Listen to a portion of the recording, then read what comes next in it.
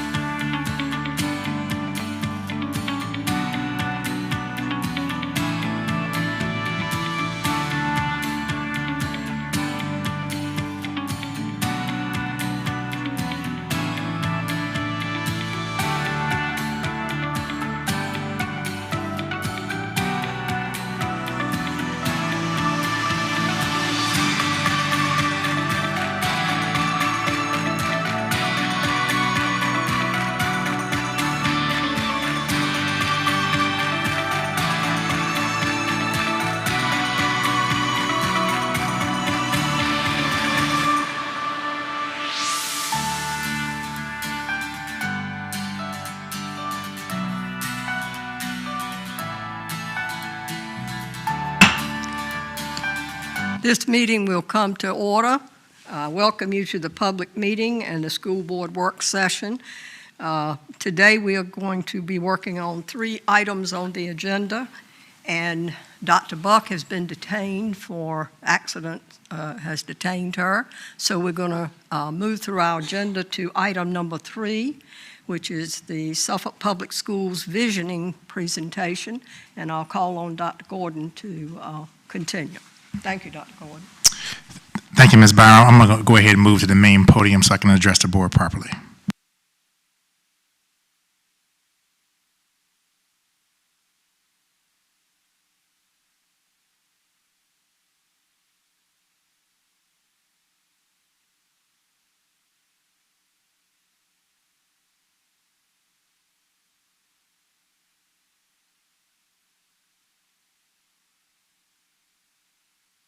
All right. Good afternoon, Ms. Byram, rest of our board, Mr. Waller, and the rest of staff. I know that we have a couple of board members that are going to be, is it going too fast? Thanks. That are going to be coming in probably while we're doing this presentation. I definitely appreciate the board for flexibility in adjusting the order. I wanted to take the time to provide the board with some background. We're going to call this the SBS Visioning of 2021 in order for the board to fully understand to fully understand kind of what the plan and the vision is of the school board as well as the school system for the next 18 months.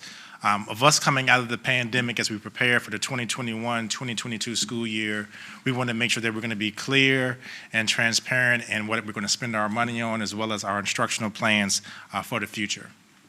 A couple of items I'm going to talk about today. First, just a quick refresher that was already presented to you all by Dr. Branch, our Chief Academic Officer in our summer series, which will be kicking off soon. Also want to give the school board and our school community some insight into our professional learning focus. Instructional planning itself, as we kind of transition from the concept of learning loss to accelerated learning. Dynamic learning environment, that's going to be one of our themes for our schools with some professional learning that we kind of have actually already started with our school administrators. And I also want to provide a SPS facilities and maintenance overview. So as we're looking at the summer series, which officially kicks off on July 5th, our first day back after the July 4th holiday. As you all know, we want to apply a tiered approach this year. The Summer Academy is more intensive support. This used to be our old SPS Academy. This is for our students who really need to have some additional support for SOL remediation. This is also going to be course and credit recovery. This is more of an intense program. Will be face-to-face, approximately 2 weeks in length. Our traditional summer school model for instructional support, this allows our students to be able to repeat courses as well as new courses for focus on power skills building and course remediation. We're expecting those numbers to go up, and what we've kind of done in the past, especially what we did last year, we're going to continue for this next summer, is summer school will also be free to all Suffolk Public Schools students. A new concept that we're introducing this year is we're kind of looking into our accelerated learning model is the concept of our summer bridge program, or introduction to new courses, advanced instruction, really with a focus on critical thinking and problem solving skills. So this would be a first grader getting introduced to some new second grade concepts. Or if it was a math course, if you were in geometry, getting introduced to some new Algebra 2 concepts. We wanted to make sure that because of the overall theory of learning loss, especially when it comes back to the elementary level, when we really lost 7 weeks of instruction in the 1920 year, we're trying to use this program right here to kind of make up for some of that time. And we've asked all of our principals and our teachers to really encourage our students to attend the Summer Bridge program. We really want to kind of get out of that idea and that concept that summer school is a punitive measure. We want to look at it more as enrichment as well as remediation. This is another opportunity for us to do this. These are some of the things that the Department of Education, it kind of gave us some examples on. Some school divisions are doing extended school year. But we really thought that our tiered approach would give better insight for our students, as well as making things a lot easier to plan and to give our teachers an opportunity to target more instructional needs of our students. For professional learning, as again, our professional learning supervisor is Dr. Chelsea Culp. She's worked very closely with Dr. Kima Branch, Dr. Davenport, and I to kind of come up with our professional learning focus. We're really excited about Dr. Chris Emden coming to speak to our staff as a part of our equity focus, where we've kind of started this past year when we had culturally relevant instruction as the theme. This year is really going to be a focus on equity and implicit bias training. Dr. Emden has spoken nationally. He's a big member of ASCD, and he's also spoken at the VSCD conference last year. Continuous learning for continuous improvement. We are working with the University of Virginia as well as Dr. Tinkani White, Director of School Improvement for Chesterfield County Public Schools. We've kind of started some introductions to this already for our administrators. It's really all about improvement science. As you all have heard me say time and time again to you all as well as to our school community in my Facebook Live sessions, this is now the new ground zero. When our instructional data comes in, we have to really be able to look at things completely different. And we have opportunity gaps. We're going to have them. And in many cases, it's the same achievement gaps that we've really had for the last 10 years. So it's a part of our focus to really make our administrators better leaders when it comes to instruction. We wanted to kind of make sure that we actually gave them some specific training for that. This is what also we're hoping to be able to filter down to our PLC structure. You all have heard me say, especially at the secondary level, there is no rule that says that a PLC must occur within the building. We want to be able to share concepts and ideas across the building, and for some of the training that we're going to give to our administrators, which will also work with our teachers, there's nothing to say that a biology teacher at Kings Fork High School cannot work with a biology teacher at Lakeland. We need to share a lot of the same concepts and ideas because we believe that our students in many cases need the same report. I can also, with confidence, tell you all that our administrators do a really good job of data analysis. They do an excellent job of identifying what the needs are. But one of our key focus that we're going to have for next year is the practical applications of making sure that whatever remediation plans we put into place, that they are actually being done with fidelity. And we have to be able to be really original by saying that we're going to start with the why. This is going to be important to really make sure that we have the message going to teachers, students, and staff. There is a deliberate reason why we're doing this. And so the very first thing we're going to ask all of our administrators to do is to identify the why behind why we're doing some things. Lead SPS. This is something that I actually had started when I was the chief of schools in Chesterfield. This was kind of my baby for professional learning for administrators. And it piggybacks on some of the things you see there from continuous learning for continuous improvement. But one of the things that we've noticed is we wanted to really be able to specifically identify professional learning for each level of administrator. Professional learning for deans, assistant principals, principals, and school administrative office staff. We feel like this will make them a lot more efficient and effective in their role, and also to potentially help to provide them some insight if they want to be able to grow within their position or take the next step within their careers. Instructional innovation isn't anything new, but we always feel like anything that we do has to be sustainable. It's never going to be a one-year deal. With Canvas that we implemented this year, SPS Online, which we're currently in the process right now of taking applications. This is going to be the virtual option for any of our students that want to take that next year. Right now, our original interest survey had right around 642 students that were interested in participating. So now the application process is out just to make sure that people are serious about it. And then once we get those final numbers, ladies and gentlemen, at the elementary level, we still want to try to be able to have almost a school within the school with some designated teachers, designated administrators, office staff, et cetera. Not looking to add any new positions to that, but we may change the title of whatever administrator is in charge of that. At the secondary level, it's definitely going to be a little bit more of a blended model where we will probably have designated periods within secondary teacher schedules to work with students. The numbers at the secondary level were not as high on the interest part for the numbers at the elementary level. But we are not expecting any of our staff members to be able to teach both virtual and face-to-face students at the same time. We don't think that's fair.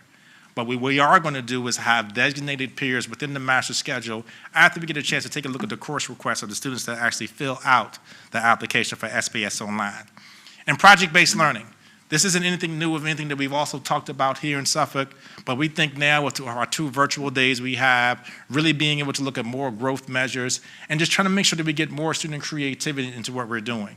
We honestly believe there are different ways for a kid to show mastery of a subject than to just pass a standardized assessment.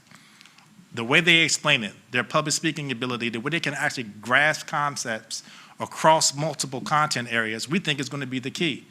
We have already done this with our partnership with STEM, but you're going to see a larger partnership between English and history. You're going to see a larger partnership with our entrepreneurialism in our CTE courses, and the practical application of how students can actually do what they're learning in school in their day-to-day lives. That's going to be our key focus for PBL.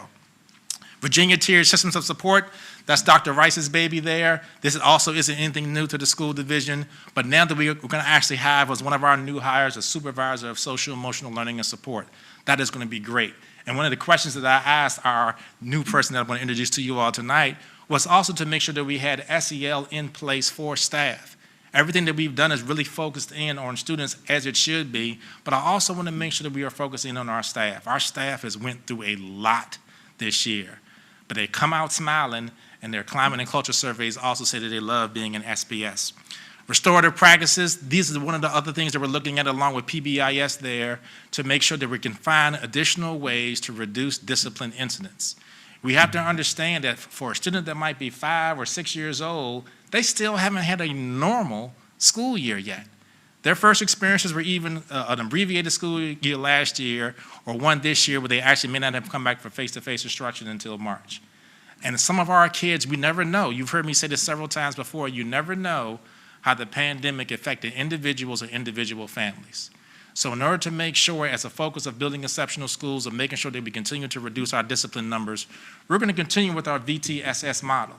And now that we're actually in the 3rd year of implementation of it, we should really be able to see some dramatic drops in our data. But this isn't something that we have to stop learning about, especially when you have new staff coming in. You have to make sure that everybody understands the goals of the school division when it comes to VTSS. For instructional planning, continued curriculum audit.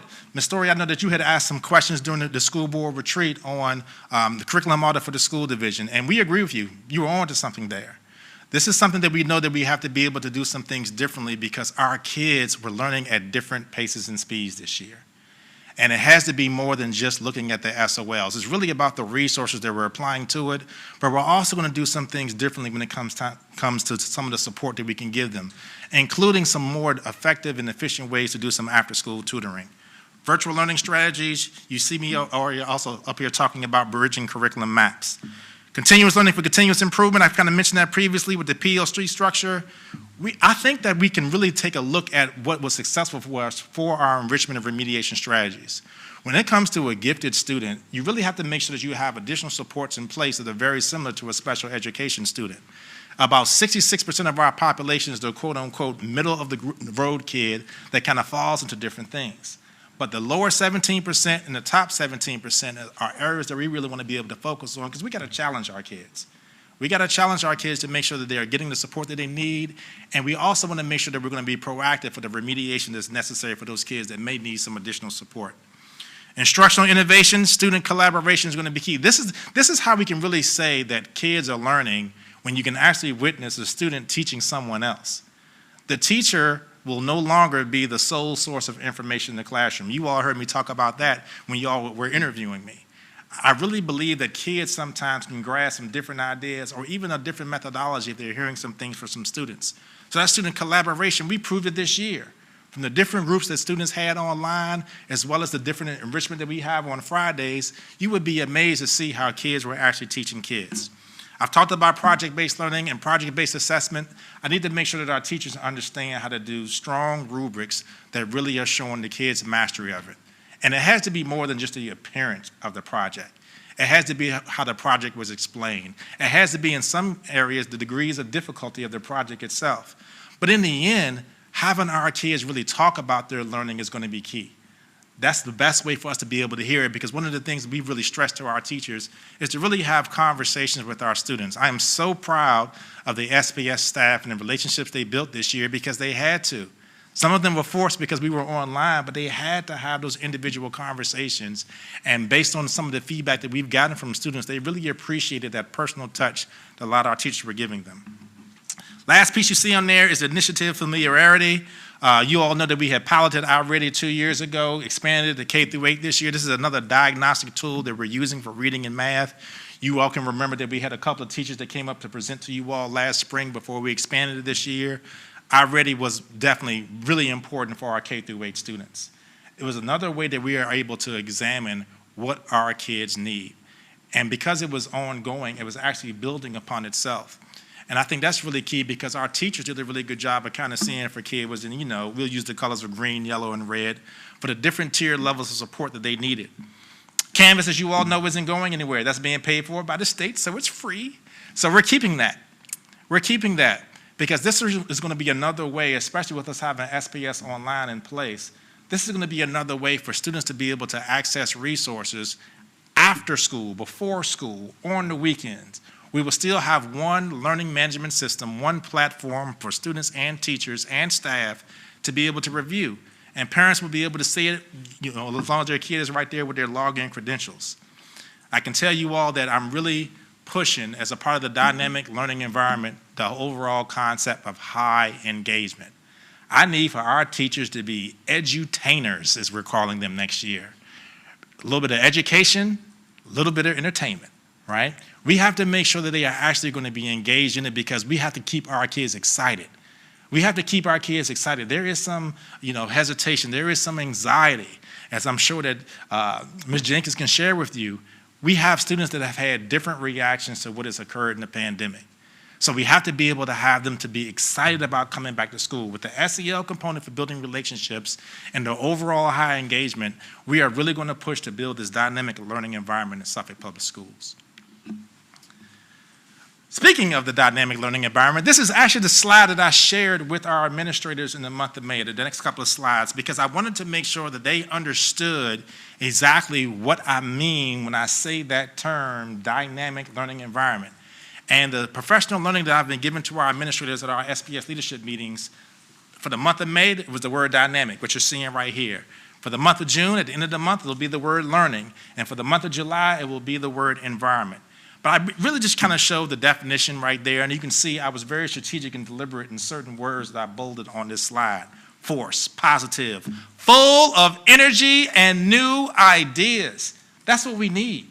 That's what we need. We have our teachers in our curriculum writing and things that are going to occur. We actually looked at who had the highest engagement for virtual learning, great data and test scores, good attendance. Those are the ones that were chosen for curriculum audits. Those were the ones that were chosen. And I actually was going around the classrooms. We got a collaboration group at John F. Kennedy Middle School that's just dynamite. And they were actually one of the first ones. I said, you know what, you're going to be on the curriculum audit team this summer. I'm not even letting you interview. You're just going to be on it. They didn't even know what it was. But because of what I witnessed, especially from when I looked at the chat, and the kids' comments in the chat told me that there was high engagement going on. We all know what the word learning is, but knowledge and skills. Knowledge is going to be the pedagogy that we talk about, but the skills are going to be the outcome of the product that we're going to see from kids. That's what we're pushing. And the environment itself, you all have seen some of the work that we've already tried to do there. The surroundings, the conditions, human activity. Like, we want to really be able to ignore or eliminate the concept that you walk into a classroom and it's going to be quiet, like it is in this room right now, right? We want to be able to hear the energy, see what our kids are doing. The human activity. Our kids are going to be moving around. Our kids are going to be using the technology. The teacher will serve more as a facilitator in the classroom than just the only sole sources I mentioned earlier. But you've seen aspects of this with our branding and marketing plan. I mean, you've seen the entrances to our schools. They are dynamite. And that's only phase one. Wait till you see what we have planned in the next couple of months. I mean, as we continue to push this, it's going to be our job, it's going to be our goal to make our students and our staff excited to return to school in the fall. That is the plan. They will be excited to return to school in the fall, and I can't wait to hear the parents talk about it.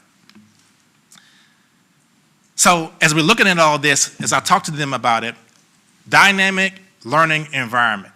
I have to make sure that everyone understands that every department that we have in our school division, every concept that we do, is all about putting it all together. The idea of working in silos is done. It actually ended on October 14th, 2019, but I'm going to reiterate it again today. It is done. Everything must be tied together. These are some of the things that we talk about in the superintendent's cabinet all the time. So here are the characteristics, right? You can use these almost as the constitution of what I'm talking about for the dynamic learning environment. And I put these lists up here specifically so that the administrators could be able to process it. And then I asked them to share this with their staff. Share this with the staff. This is what I'm looking for. With that word dynamic, you see some different things on there that may not necessarily always relate to education. Pop culture. That is what makes things relevant to kids. Like, we can't use examples of Welcome Back, Kotter or Alf when we're talking about TV shows. We have to talk about what's on the CW right now, right? We have to be able to do different things so that our kids can understand how it relates to school. For learning, the top thing I put up there is teacher pedagogy. I mean, you can see dynamic for teacher preparation, learning, teacher pedagogy. That really reinforces the importance of the teacher and how we're going to set this up. Teacher energy, you see those words twice under dynamic and learning. I mean, those are the things that we need. And when it comes to assessments, being reliable and valid. You see cultural and curriculum. You see student feedback under learning there. For environment, school climate, administrator-teacher partnership. Partnership. This is one of the main reasons why you see our administrators in the classrooms more. It's not just because I ask them, depending on their enrollment, to do at least 3 to 5 5-minute walkthroughs a day, but to build a relationship with the teachers, to build a relationship with the students. When I was a high school principal, when I'm observing the class, the first thing I would always do after I'm taking my notes is I would turn to the students and go, what are y'all learning today? And the kids don't hold back. The kids don't hold back. And this is the exact same thing when I go into classrooms today, and the teachers are now used to it. Because you know how it is for those of you that are former administrators and former teachers. When an administrator would go into a classroom, a lot of times the teacher would just pause. It'd be like that awkward freeze. Or you would have that teacher that you would walk into the classroom, and because you're an administrator walking in, they would pop up from behind the desk. Those days are over. They are used to it. And we actually provided some incentives to our administrators that did a great job at the elementary, middle, and the high school level with their observations, as well as Mr. Kinsey Bynum, who I want to give a special shout out to, who by himself is their only administrator at Turlington Woods, had over 250 observations. Did a tremendous job this year. You can see supportive of students and staff, incentives and recognition. I've been huge on that. Every time I go to give those Building the Best SPS t-shirts out, we have pictures to document that. And what was funny is I actually had teachers at JFK and Kilby Shores Elementary that says, we've been waiting for you to come over and give us a shirt. And I keep letting them know, you got to do something special to get this shirt. This is gold right here.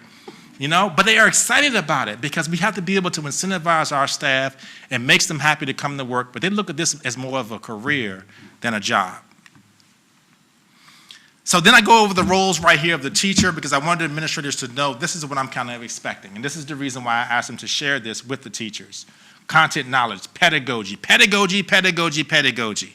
That's key. The instructional innovation plan should lay some things out, but it can't be 45 minutes of direct instruction for the entire period, right? Teacher energy, you see I bolded creativity, engagement. Like when we're asking questions, do we ask questions of the same 5 people in class? Do we always ask whole group questions? Or do I say, Loretta Mayo, I'm coming to you for question number 4. Karen Jenkins, I'm coming to you for question number 5. That gets our kids on edge. That gets them really engaged and invited in what's going on. And most importantly, they're paying attention. If active engagement goes up, guess what? Classroom management issues go down. Then you can see instruction right there, technology, pop culture, which equals relevance. And then the role of the student. They got 4 jobs I'm looking for, right? Engagement is number 1. Each one of our kids, all 14,000, because we're expecting our enrollment to go back up next year, right? All 14,000 of our students, during the first week of school, they're going to write down what their interests and their goals are next year. The very first 2 days of school, they're going to write it down. And the teacher, counselor, homeroom, whomever it is, at the end of each 9 weeks, we're going to pull those back out for progress reports. We're going to find out what the interests are, because if the teacher knows what the interests are, then they know how to use those interests and examples to make the instruction relevant. Simple formula. Simple formula. And it's been done. It's been done because we did it at James Monroe High School when I was a principal. You see that word edutainment in there again, and then the explanation. When the teachers are asking questions, the questions they should ask have to be more higher order. Can't be just yes, no. Can't be just the answer. The students will now also be able to provide us the why. If the kid that goes can provide us the why, then we know that mastery is there. And then lastly, the role of the administrator. You see that you have to have administrative preparation just like you have to have teacher preparation. The observation schedule. I told them every month what I was expecting. Walk through observations in the month of September. First formal observations in October. They should be done by the time we go out for winter break. Mid-year reviews in January and February. Summatives for the month of May. Must be done by last Friday. You know, we wanted to have that timeline in place because that was going to be necessary when it came to filling out the proper paperwork if people were coming back, or unfortunately if they weren't. I mean, these are the things that we actually put into place, right? And then we also challenged administrators to make sure there was effective feedback. And then you have to follow through. You have to follow through on that feedback. For instructional leadership, very similar to what I'm doing to you all right now. I wanted to make sure that all of our administrators knew that I was going to model communication of vision. That's why we put this on the agenda tonight, right? To let everyone know this is the plan. Now, I can't break it down for you month by month because, we still kind of are in a pandemic, so I got to wait to see what happens on some things. But at least we know what the end goal is going to look like. Celebrations, superlatives. Our staff right now, all of our buildings will be having building level celebrations that are going to take place next week. That's our way of thanking the staff. That's the way of thanking our departments, And that's part of the reason why Dr. Brown calls it Team Suffolk, and we talk about the SPS family like the way I do when I open up every communication to the school division, right? And then the overall relationship, because we are a school division, between teaching and learning. I actually believe that our teachers do a really good job. They really do a really good job. But the area where we need to grow in is when we see issues that pop up that get in the way of learning. That's where we want to focus on. That's the reason why we've had some of those same opportunity gaps, as I call them, and those are the things that we're going to tackle for next year. So I'm going to switch gears. Got to switch gears because this is really important. Terry Napier, Wendy Forsman, and I working with the city. Thank you to you all in the work with the CIP.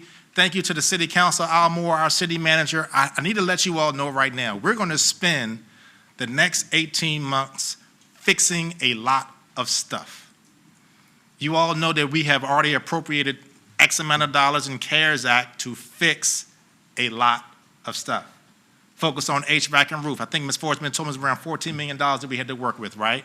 But these are the major projects that are going to be occurring, and Mr. Napier's done a tremendous job of setting out a calendar, communicating with the principals. Facilities and maintenance understands their role. Anthony Hines did a tremendous job in making sure that all of our bids came in so that we can get the most efficient price possible with some guarantees in there. So you can see painting at Kilby Shores and Lakeland, boiler replacement, Kings Fork Middle, now elevator pump replacement too, parking lot resurfacing. This is expensive. This is expensive. But it needs to be done. Forest Glen, John Yates, Lakeland, Nansemond River. And you're going to see these types of things that are going to come up over the next couple of years. But again, I kind of want to let you all know what we're doing in the next 18 months. Gym floors at Lakeland and Nansemond River. We did Kings Fork High School's gym floor last year. And if y'all haven't seen it, I know Mr. Riddick has. It is one of the best. It looks like a college floor. The bulldog in the center. I mean, it is outstanding. The two shaded parquet. It looks like the Boston Celtics a little bit, even though I hate that team. Track resurfacing, right? Kings Fork, Lakeland, and Nansemond River. Unfortunately, or fortunately, how you look at it, people will judge your schools based on how your athletic facilities look. It's just fact. They can tell if the school division, if the locality is serious about the school based on how well the upkeep is. Well, we need to do some track resurfacing at these three schools because we're lucky, knock on wood, we're lucky that we haven't had some injuries. It needs to occur. And as you see in one of your items that you have on your agenda tonight is for our teams, two of our teams, I think it's Lakeland and Kings Fork, to participate in the state track meet. So our athletes did a great job this spring, and thank you to the board for allowing them to participate. Storage units for athletics. This is how we got to protect our investment. I mean, one of the things that Dr. Lee and I talked about is we couldn't believe, and it's not the Director of Student Activities' fault, there's nowhere to store hurdles. There's nowhere to store outdoor athletic equipment. So the longevity that we're looking to keep this equipment, these supplies, is get cut short because it's out in the elements. We're buying some storage equipments for those things. And I think that also will help for storage space within inside the schools as well. Definitely going to do it at the high schools, and depending on how much it costs, this is why I have on here middle schools as possible. And Center for Performing and Production Arts. Thank you all so much. This is, I'm telling you, you all showed your excitement that night when we announced this. And now that we have some people in place who's going to help us to be able to lead it, this is a phase in, okay? It's a phase in for the pathways, but the plan is to have an open house in December and have it completely set up. That's the plan. That's going to develop the interest. 50 students a year over the next 4 years to increase the enrollment at Lakeland High School by 200. That's the plan. That's the plan. So we're going to put some money in because this is unique. No one has that production pathway except for Suffolk Public Schools, at least in my research that I did before we came up with that idea.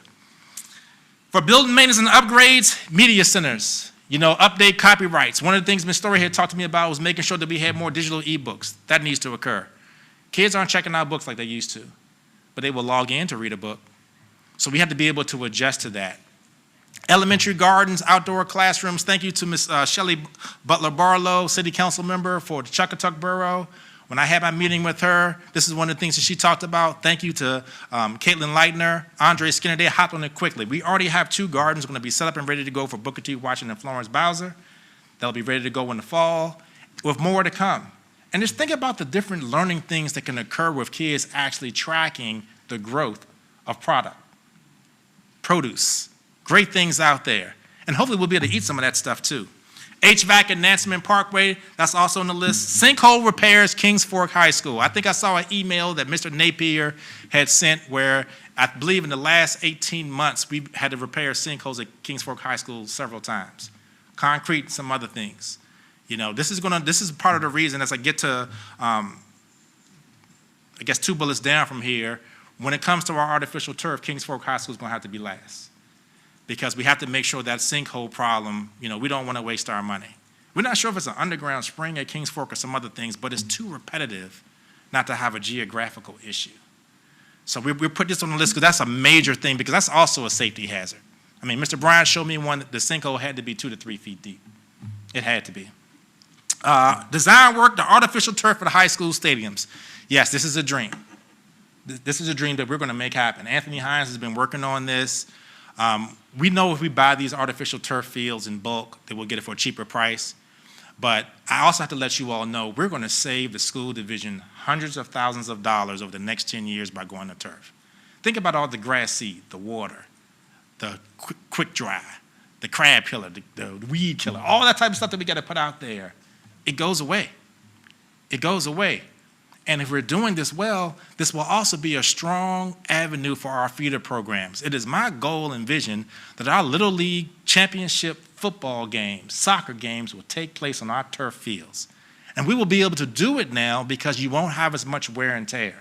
The biggest challenge you always have with fields is when it rains. We've had to move games sometimes when it rains because you can't tear your field up. Then your prices get crazy. So we're going to start some design work. It's going to be our goal as we're kind of planning this out. We're going to start with Lakeland High Schools. You all can see I have a huge focus on Lakeland High School, right? We're going to start with Lakeland High School, maybe do Nansemond River at the same time, but we're going to wait and see because we have plans for expansion in Nansemond River too. But the plan is going to be ideally to start as soon as their football season ends. And ideally to have it ready by the time spring sports start the 3rd week in March. That's our goal and our timeline. So it's quick. It's accelerated, but this is one of the things I think is going to really get our school community and our students excited about coming back to school. And I got to put on here the white fleet replacement of 7 vehicles. It's about time. We got some 1990-something cars still, right?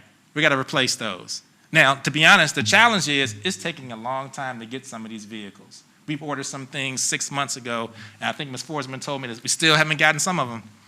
We're waiting, but we're going to put that order in right now. These are some of the things that I've talked to you all about before, as you saw on CARES Act and some others, but I also want to kind of provide you all a timeline for it all. So that is the SPS visioning for 2021 through the end of 2022. For the next 18 months, ladies and gentlemen, we're going to be extremely busy when it comes to instruction and improving our overall facilities. I made a lot of promises to you all when y'all honored me with giving me this position, and we're checking them off. We're checking them off. So now it's time to go to the next phase of really making sure that we are creating the premier school division in the country. At this time, Dr. Buck, welcome. We will open it back up for the board to ask any questions. Thank you. Thank you so much, board members. Please accept my apology. We've been communicating, Dr. Gordon and I have been communicating and trying to get together so that your time wouldn't be wasted. So I'm glad that you went on with the presentation. Thank you, Mrs. Byram. And board members, there's an accident on 58 and Mrs. Johnson is on her way here too. Last time I talked with her, she was in a line on Nansemond Parkway trying to come down. I don't know what has happened, but I know that there's several miles of traffic from 664 all the way down here. So we'll see what happens. Ladies and gentlemen, do you have questions? Board Member Story. Thank you. The Summer Bridge program, who are the target kids for that? It's actually everyone. Anyone that shows interest, but we did want to have a separate component for our advanced instruction students because we knew that those were going to be the ones that we always try to focus enrichment on. But we've actually asked our teachers and our administrators to advertise and push this to as many kids as possible. So it's open enrollment really ma'am. to anyone? Mhm. Thank you. You're welcome. Thank you. Are there other questions? Board member questions? I don't have a question, but I just want to commend Dr. Gordon on his energy. This energy that you were talking about and the way you present this makes me want to get up and go back to the classroom again. Facilitating is what I used to do, I thought. And I'm glad to see that there's going to be more of that. And I see all of these ideas coming together and the excitement. I believe it will build excitement, plus all of these improvements will make people more interested. And I believe we will have a upturn in enrollment because of it. And parents are going to buy into it, students, teachers, and we need this at this time in our school system. And it fits perfectly into your plan of moving us ahead, and all of our plans too. And I appreciate this. It's just, what can I say? It's just a wonderful presentation that you have, given. And I know that the faculty and staff are going to be energized, and the administrators. And one thing I really like is building on relationships. To me, that is the key to the whole solution of moving our school system forward. If we can get our teachers and administrators, everyone on board with that, from cafeteria workers, bus drivers, everybody, we've got to build relationships with our children. That is where we will be able to make great gains. And that is the key to the whole thing, I believe. Thank you so much. Very good, very good. I agree. Anyone else? Board member Jenkins. Thank you. I just want to piggyback on Ms. Barham. Exactly right. The energy, you are setting an example. And I wrote down here, after you retire from superintendent, you would definitely be a candidate for a game show host, because you're doing such a great job. And as well as and great as you are, I know you could not do it without your team. So I commend all of you for just doing what you do best and making things great for Suffolk Public Schools. Thank you so much, and I'm really, really, really excited. Board member Mayo. I would also like to thank you as well, and very visionary. And you are doing some of the things that you said that you were going to do when we interviewed you and when we hired you to come here. And Suffolk Public Schools certainly will be moving forward. And with your energy, as Board Member Barham said, it makes me want to be a part of it too.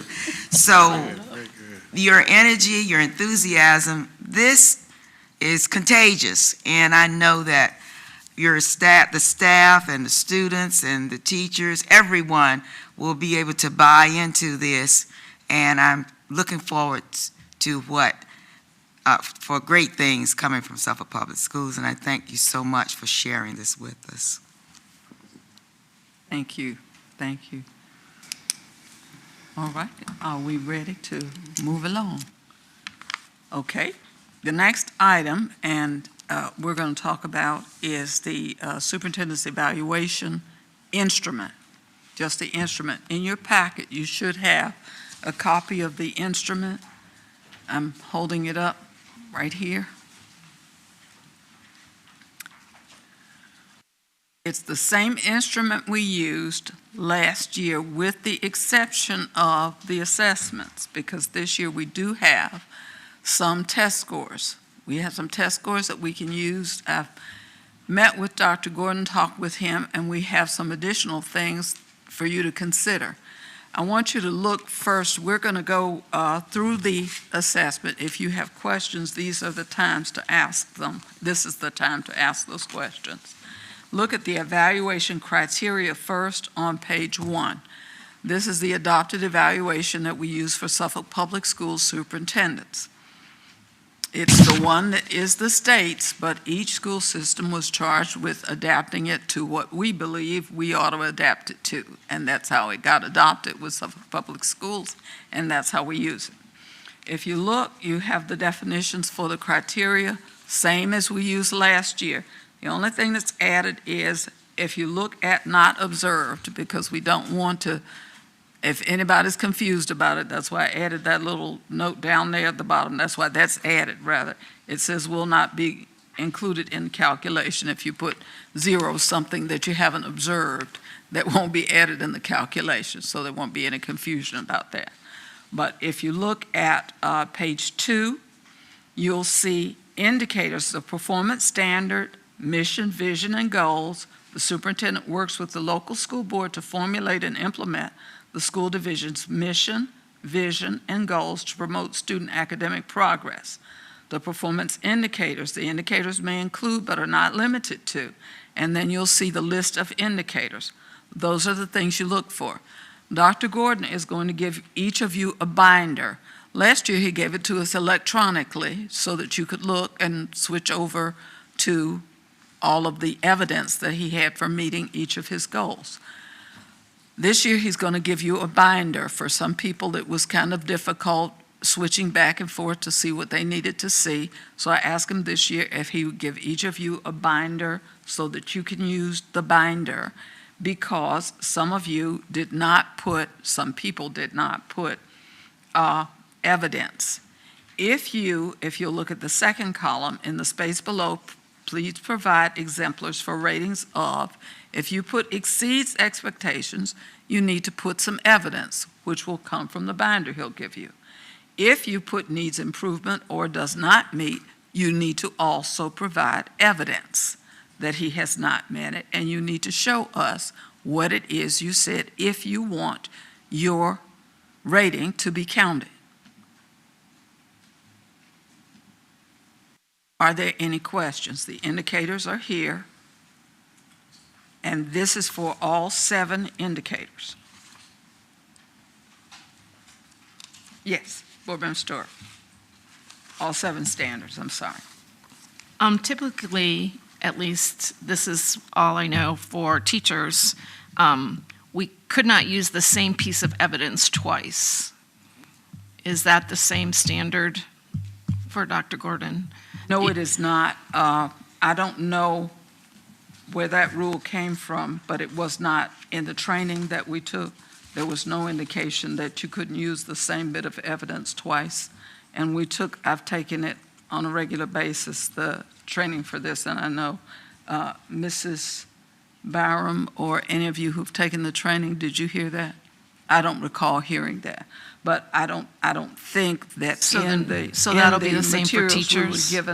No, it's not the same for teachers as it is for superintendents, but in the superintendent's training, as I've taken it, I don't recall hearing that, but anybody else, if any of you have heard that? In the information Dr. Gordon gave us last year, that wasn't a problem, so I don't think it will be a problem. But for instance, if he gave us the a climate survey, and the climate survey has 100 different questions on it, I couldn't say you couldn't use the climate survey because there are different areas in the climate survey.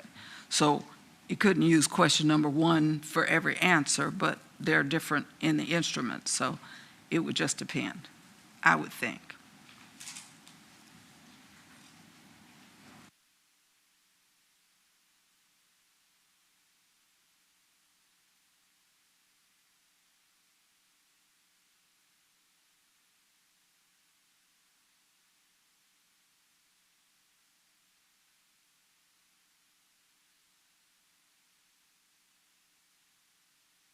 Dr. Gordon will give you his portfolio for each of you to consider, the packet for each of you to consider by June 23rd. Each of you will have a packet. The return date is July 6th, because what we do is each of you evaluate individually. Mrs. Gardner will receive those July 6th. All information that will be considered will be turned in by July 6th. Everything is required by July 6th at close of business. All things received after July 6th will not be in the accumulation because they have to be calculated And the average score will be the score that will be given to Dr. Gordon.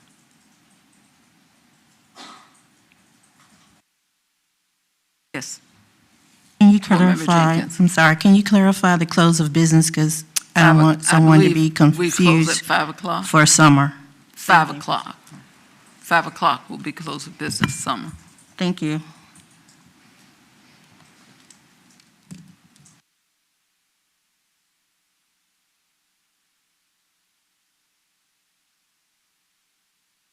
Dr. Buck, Yes. exceeds expectations, does that match exemplary?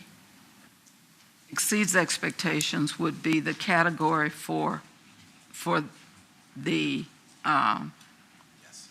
yes. And that would be, you mean exemplary for the total evaluation? The total evaluation is exemplary, proficient, developing, is that what you mean? The cumulative scores are the cumulative score ratings are exemplary, proficient, developing, needs improvement, Right, unacceptable. so Yes. just, I think Dr. Gordon answered it. Yes, The it comes. exceeds expectations matches the front exemplary. Thank Yes. you. Mhm.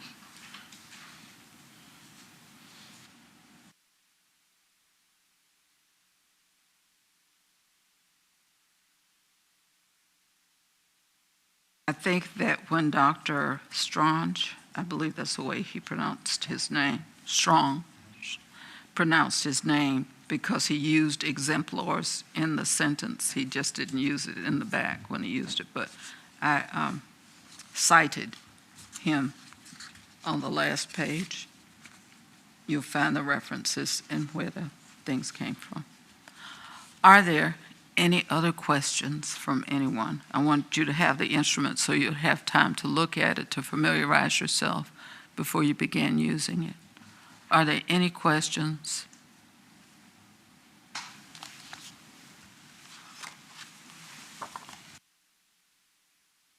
No.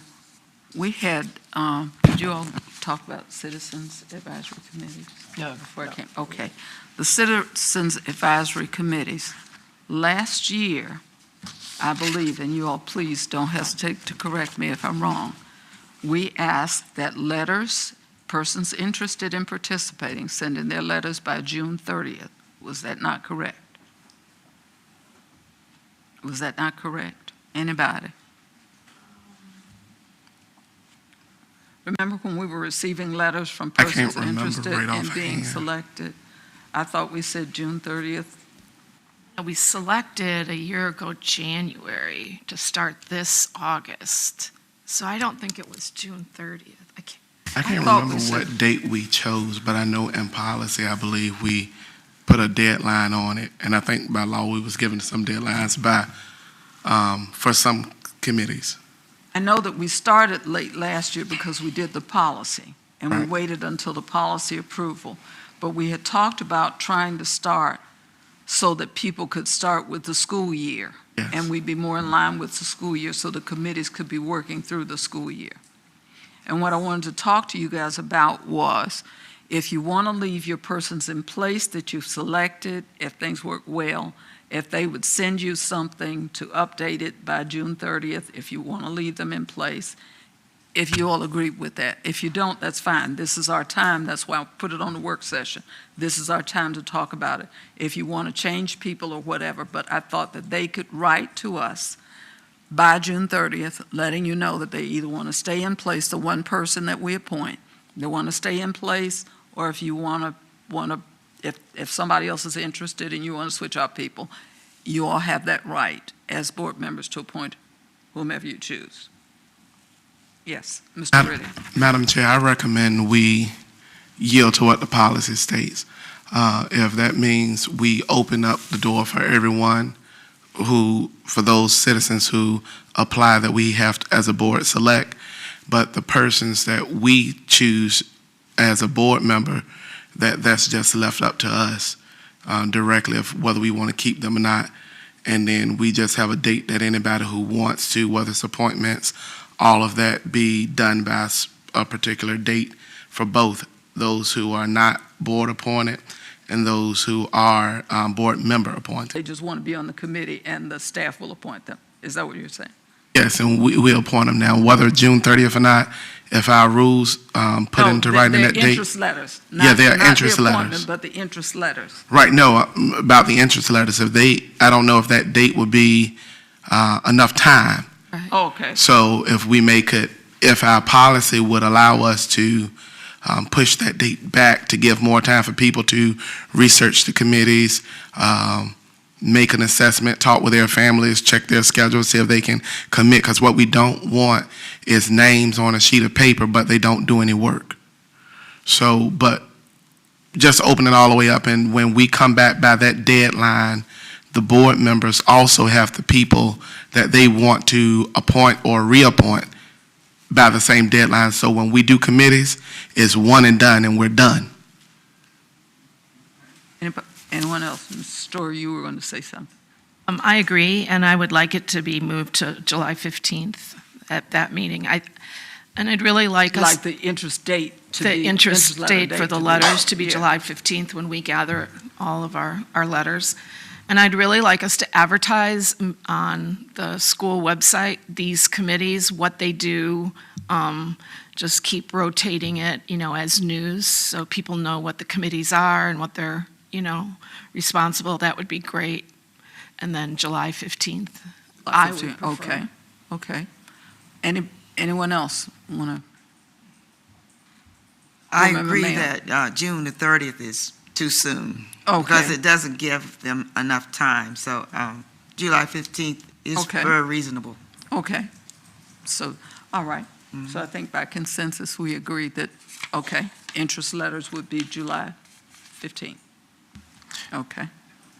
Madam Chair, just for clarification for staff and Ms. Gardner, as these letters come in, is it the board's thought process that once those letters come in by July 15th, that you would also name who those individuals were going to be? Because, we've received some communication from some of our citizen committees that want to get started because of some things that the SEAC, for example. SEAC like to try to have their things in place, or would you all review School will them? start. Review them in July and then select them at your August meeting so that it will be in place before school starts?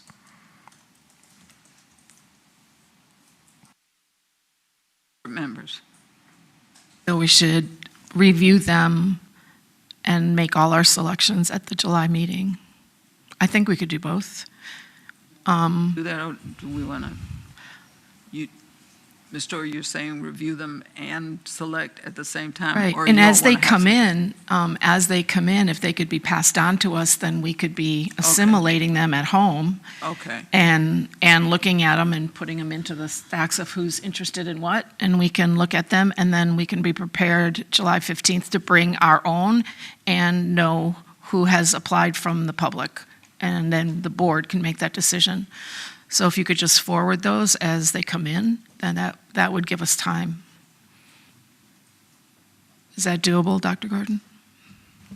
Yes, ma'am, it is. That was the reason I was asking that question, because we want to make sure that you all can present it and have enough time to review it before your decision is made. So as they come in, we can definitely work on that, share that with you all, so that when you all come to the July 15th meeting, you actually have your list. Right. You have your list with you, and that, I think, will also save us a little bit of time. but now that would give you the one person that you could select from that group, the one person you want to appoint, but suppose somebody waits until July 15th to send their letter.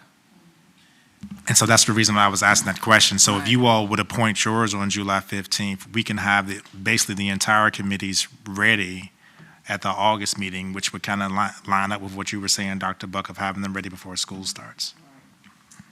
Don't we choose them all?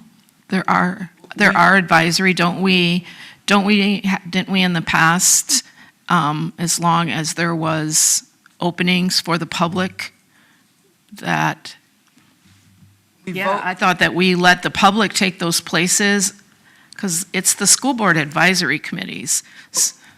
We approve who's on the list, we select one representative.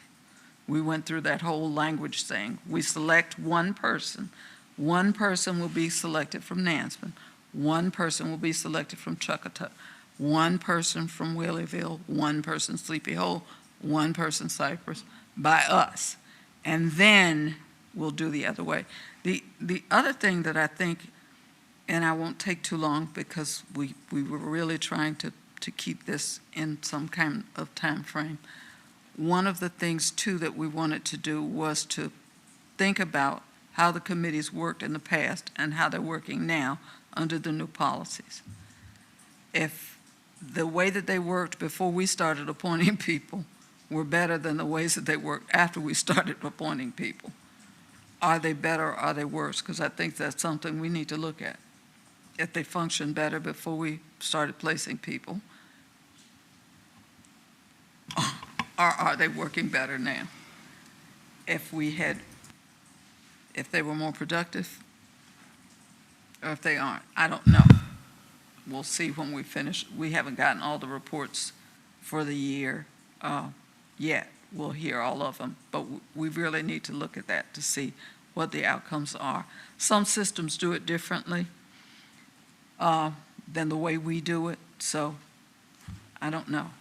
But Madam Chair, yes, since I've not been a part of this process, I understand getting each one from a specific borough, but does the entire board vote on that choice of the borough person, or is that just? no, you would select someone from Sleepy Hole to be your Okay, representative. but the board does not vote on that. Well, the board votes on the whole committee, but you would actually be the person to say, this is the person I want to represent Sleepy Hole. And then there are like 21 people from, one of the committees, on the school health committee. SHAB committee is what the acronym is, and there are 21 people on it. So one of those people would be someone you appoint to that committee who lives in the Sleepy Hole borough. I would appoint somebody from Nansman, and then everybody else would. So there'd be 7 people from us and 14 people that the staff would be on the committee. Our school nurse would be on that committee. People in the community who are health professionals would be on that committee that normally serve on that committee. We'd get volunteers and other people who are paramedics, health professionals, doctors, whatever, on that committee. For instance, on our safety audit committee, the sheriff serves on that committee, okay? Who just happens to live in the Whaleyville borough, but he serves on that committee.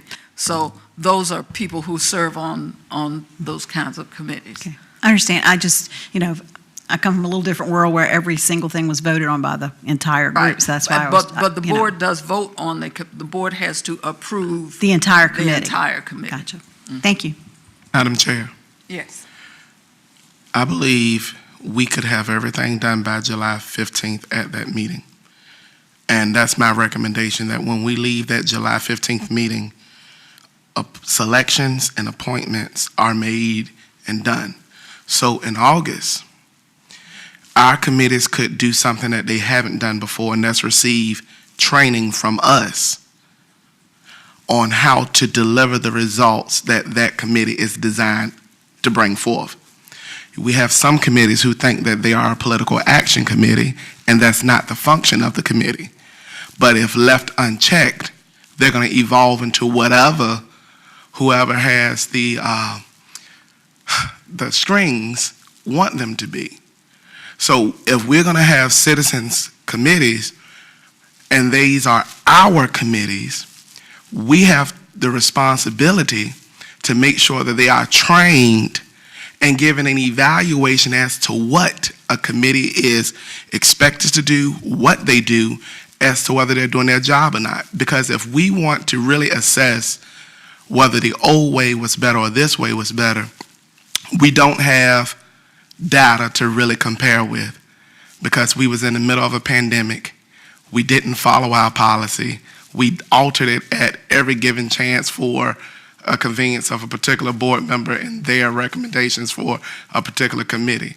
So with this wave here, it's a brand new year. It's an exciting time. Follow the letter of the law that we outlined going forward. And in August, Dr. Gordon and his team will be responsible for training everyone who wants to volunteer and serve, whether it's through selection or appointment. I think that is, well, first of all, let me just correct one of the statements you made. According to our policy, we begin with the Citizens Advisory Committee, and according to our policy, I meet with the committee chooses a chair. We did that, okay? With the exception of SEAC, which is the Special Ed Advisory Committee, and they have their own standards that they go by. There's not training that the board does that is required by our policy. It's a Citizens Advisory Committee. So What a privilege. there are some things that are required, but we give them a charge based on the policy. So the policy has outlines for each of the committees that they're supposed to follow, and it's outlined in our policy what the rules are for them or what they're supposed to be doing. So that's written in policy, and we begin with that. We tell them this is what your committee does, and this is what you're supposed to do. Now, I understand what you're saying.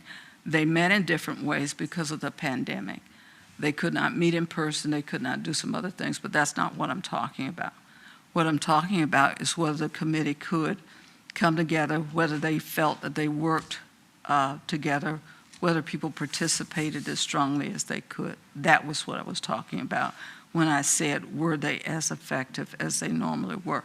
But that's neither here nor there. If we decide as a board that this is what we want to do, I think the only thing that we were talking about was, will we have time in the July meeting to look at people who just applied the night of July 15th? And that was what I mentioned with the board, and that was what I was trying to get from you all. Do you think that we can get the letters, as Mrs. Story recommended, as they come in? But if we extend it to July 15th, suppose, for instance, you get 5 letters from your borough on July 15th, and you just got those letters, you don't have letters until then, will they get the same consideration as people who sent them in advance? And you've had those all along, and that's the same thing for everybody else. Would you want to wait until August to actually vote, or do you want to do that, try to cram all that into that night, because we have several other things going on that night other than just committees? That's what we were talking about. That's what I Madam meant. Chair. Wait just a minute. I'll take her and then I'll take you.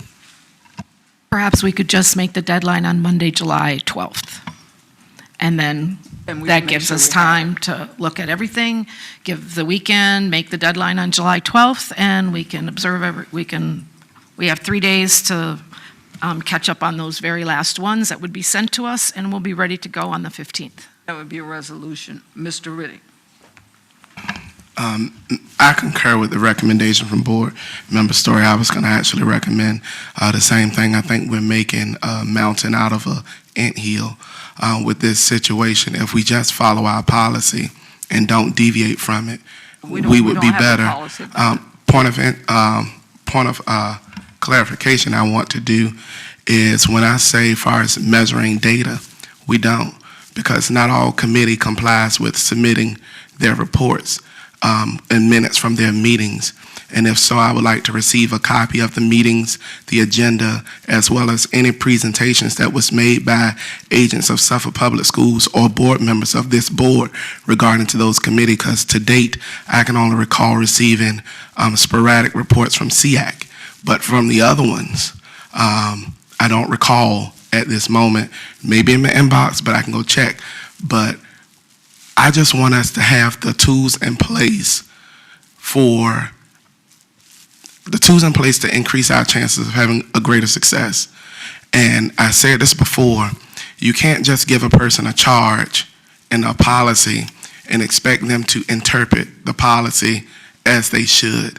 We see that on a day-to-day basis, people read and glean from what they want. I think that we need to really look at developing some type of training, just as us as board members have to receive, for serving the public, because that's what these citizens are doing. They're serving in the best interest of the public, not themselves, not a certain social class, not a certain group, but of the general public. That's all I have to say regarding the matter. And let me finish by saying this. Our policy does not require that we have minutes from this particular session and move on. to the next. So, quick question. Yes. Is the date, just to make sure that we can have this properly advertised on the website, did the board agree to June 12th Well, for the due yes. date? Okay. Oh, July. July 12th. July 12th, I'm July sorry. 12th, Not I'm Saturday, sorry. right. July 12th. July 12th, and we will make the decision on July 15th. Understood. Okay. Thank you, and we are at this particular session.